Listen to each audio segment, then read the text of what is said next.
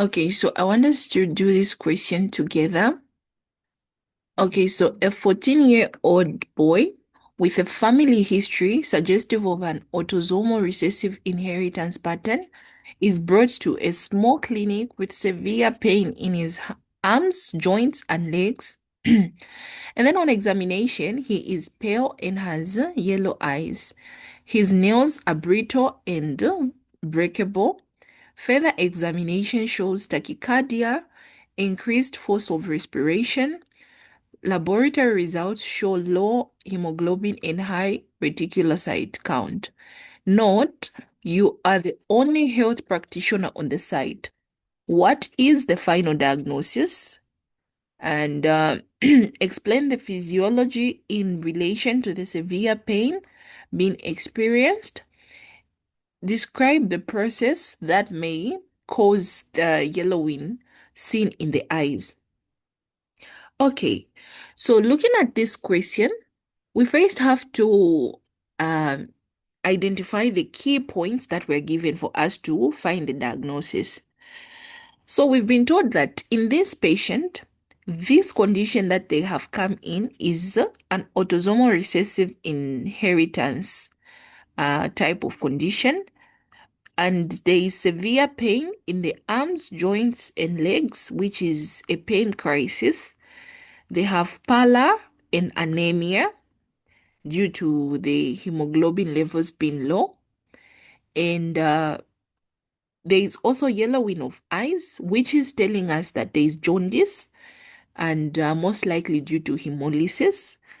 There is low hemoglobin and there is high reticulocyte count due to bone marrow compensating for red blood cell destruction.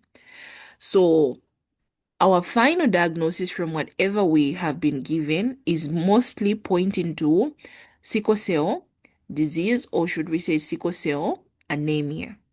Okay, so sickle cell anemia is an autosomal recessive inheritance, meaning you are supposed to get the gene from both parents for a child to present with this condition. And then for uh, a crisis, when a patient with sickle cell comes in with a crisis, mostly they'll present with severe pain that will be occurring in the arms, in the joints, in the legs, at times even in the back, on the chest. Okay, so mostly you find that you can also mistaken it for conditions maybe like a pneumonia. Yeah. So you have to be keen on the characteristics that this patient comes in with. All right. And also the yellowing of eyes, all this, it can also point to someone coming in with sickle cell. Okay, so B, explain the physiology in relation to the severe pain being experienced. So for the regarding the physiology of the pain being experienced, so this pain is indicative of a vaso-occlusive crisis. Okay, so what happens in a vaso-occlusive crisis? It's that first you have to know that there is a mutation in the hemoglobin in this patient. So the normal hemoglobin is replaced by hemoglobin S. Okay, and this is due to the mutation in the beta globin gene.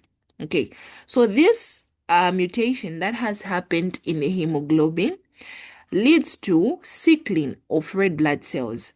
So when there is low oxygen levels around this patient, or maybe they are exposed to cold or certain types of infection, you find that the HBS molecule polarizes. Okay, it polarizes, which causes the red blood cells to become rigid and sickle shaped. Okay, so due to this rigidity and sickling of the red blood cells, it will lead to occlusion of small blood vessels. Initially, the normal red blood cells is supposed to be biconcave shape, which gives it the ability to pass through the blood vessels. Okay, it squeezes through these small blood vessels. But if they red blood cells are sickled, they tend to stick and be stiff, hence blocking the capillaries, okay, and the small blood vessels. So this reduces perfusion to tissues. So tissues, especially the bones and the joints, will receive less oxygen. So this pattern of less oxygen being received by these tissues will eventually lead to ischemia and inflammation. Okay, so it will lead to ischemia and inflammation. So this is what we call as a vaso-occlusive crisis or painful crisis. Okay, and then C says, describe the process that may cause the yellowing seen in the eyes. So how does this yellowing come about? So the yellowing of eyes indicates jaundice caused by hemolysis of red blood cells. So this process happens because of the destruction of the sickled red blood cells.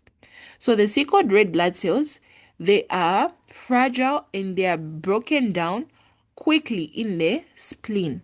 Okay, so the spleen breaks down the red blood cells, and um, this eventually leads to breaking down of hemoglobin, which gives after the breaking down of hemoglobin, it gives out heme and a bilirubin component out of it. Okay, so now the more red blood cells are being broken down, the more hemoglobin is being broken down, and the more bilirubin is being converted, and hence there will be excessive accumulation of bilirubin.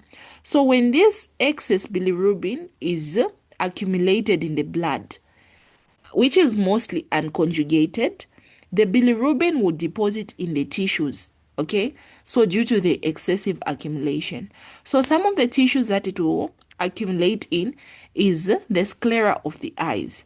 So the sclera of the eyes, which causes a yellowish discoloration in the eyes. No wonder this patient has come in with yellowing of eyes. So this is what we term as jaundice. So this is basically how this process happens. Okay. So for this is about this question. Okay, so if you want to access more of these questions, such questions, you can just subscribe to the drive. There are some other revision sessions that we have on board. So to get to open up the mind towards other systems of the body. So we are going to be having some revision sessions. So find time to just simply subscribe to the drive and access more of these videos.